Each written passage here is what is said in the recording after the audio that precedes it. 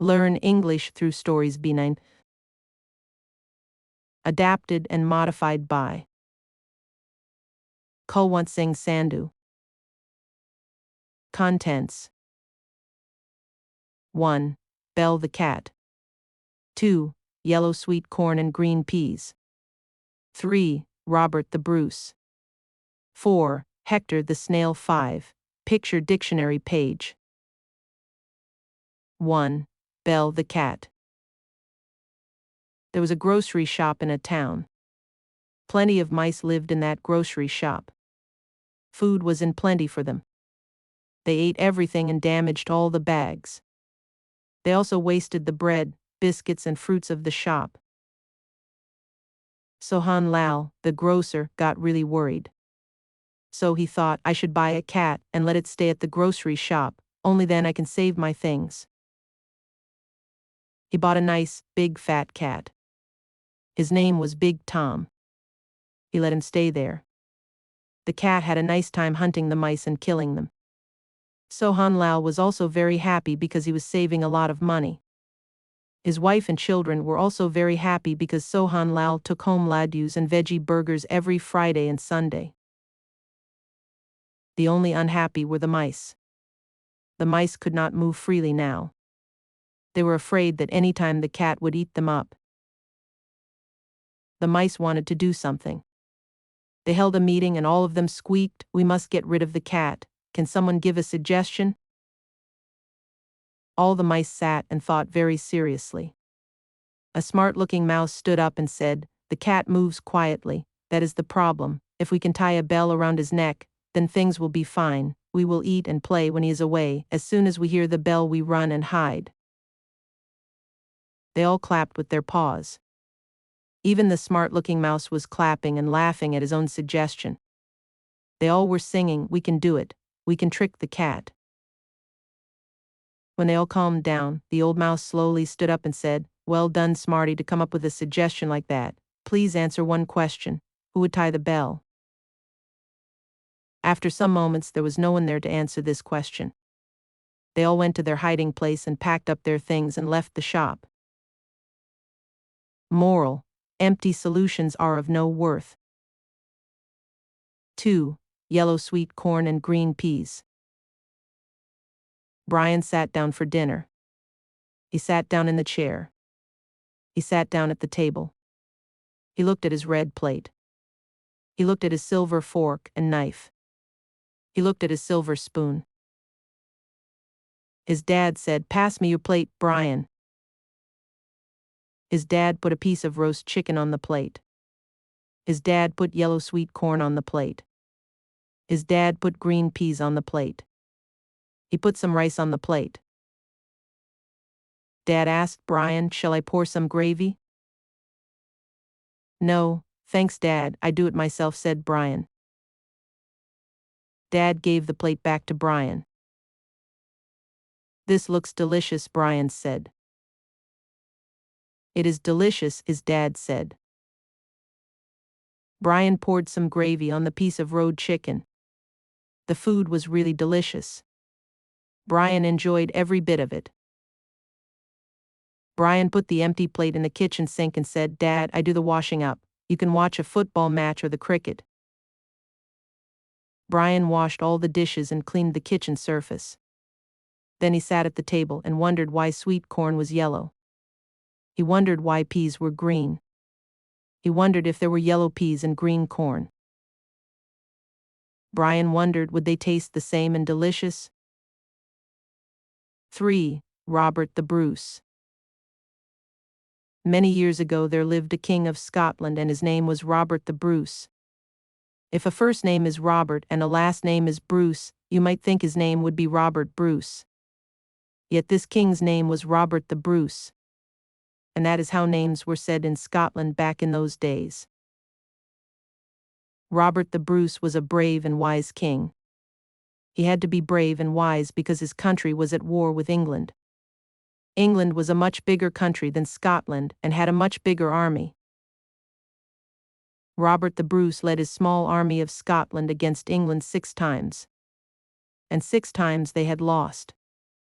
At last, Robert the Bruce and his army felt they had no choice, they must run away. But to where? Some men ran into the woods. Others found a cave. Here and there they hid. And they waited. One rainy day, Robert the Bruce lay in a cave. The rain fell hard outside. He felt tired and sick at heart. His army had lost 6 times. He may as well just give up, he thought. What good was it to try anyway? As he lay there, Robert the Bruce saw a spider over his head. The spider was getting ready to weave her web. 6 times she tried to throw her thread from one edge of the cave wall to another. And 6 times her thread was too short and it fell before it hit the mark. But the spider did not lose hope. With more care she made ready to try another time. Robert the Bruce almost forgot his own hard times. He could not take his eyes off the spider. Would she fail again? No. This time the thread reached the cave wall and stuck. So the king rose out of his cave. He called his men together. England thought they won the war, he said. And so their army could be surprised. All they needed was to fight one more time. He knew they could do it. So Robert the Bruce led his brave men into battle for a 7th time. And now it was the army of England that ran away. They ran right onto their ships and sailed all the way back to England. England saw that from then on, Scotland would be its own country. Scotland readied to be its own country from now on. Who would be king? Why, Robert the Bruce, of course. And so he was. To this very day, people in Scotland remember the story of Robert the Bruce. They thank him for bringing his men together a 7th time to fight for Scotland. And they remember the spider in the cave who inspired him to keep on trying. 4. Hector the snail. Once there was a snail who lived in a jungle. Everybody knows they are very slow. They don't have long legs to run with. They are very small. They cannot move fast. They cannot jump. But this snail wanted to be fast. His name is Hector. He is a good thinker. He has an idea. He thinks he will go to a wizard. He will ask to swap bodies. He will ask to swap with a fast animal. He is thinking of many animals: a rabbit, a hare, a deer, a sheep, a goat, a chicken, a pigeon, and many more. Which animal? He cannot make his mind up. He thinks more and more. Ostrich, he shouts. I know an ostrich is a bird. It cannot fly. Who cares? It can run very, very fast. If I swap my body with an ostrich, I will be very, very fast. Now, I have to find a wizard. The wizard can help me to swap. I think I have to travel far. Well, even nearby is far for me. Let's pack up and move. So Hector the snail traveled to find a wizard. He had to travel very far. He went through villages, he went through towns, he went through cities. People looked at him and then they turned their noses up at him. Sometimes people stepped on him. They put their foot on him. He went through deserts where there was so dry and no water. He went through tropical areas where there was too much rain and water. He went through caves where it was very wet and birds tried to eat him. In one of these caves, he found a wizard without a name. Hector the snail had always thought that wizards were very important people. They had nice clothes and long, clean beards, so of course they had names. But this wizard was very short, and had no clothes, and when Hector asked what his name was, he said, I don't need a name. Are you really a wizard? Said Hector. Of course. Are you really a snail? I'm not like the wizards you find in books. Bah! Who wants to be like them? Then everyone comes to you and asks you to solve all their problems. Oh, said Hector. He wanted the wizard to solve his problem.